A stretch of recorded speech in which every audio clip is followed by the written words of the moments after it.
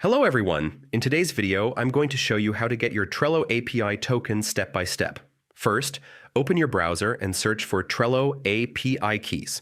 From the search results, click on the official Trello link that says API Introduction. Next, scroll down until you see the section called Managing Your API Keys and click on the link provided. On the next page, click New to create your API access. Fill in the required details such as the name of your integration, workspace, website URL, email, support, contact email, and author's name. Then scroll down and click Create. Now, on the left side, click on API Key. Here, click Generate a new API key. Once your key is generated, you'll also see the option to get your token. Finally, click on Token and your Trello API token will be created instantly. And that's it. You now have your Trello API key and token ready for use.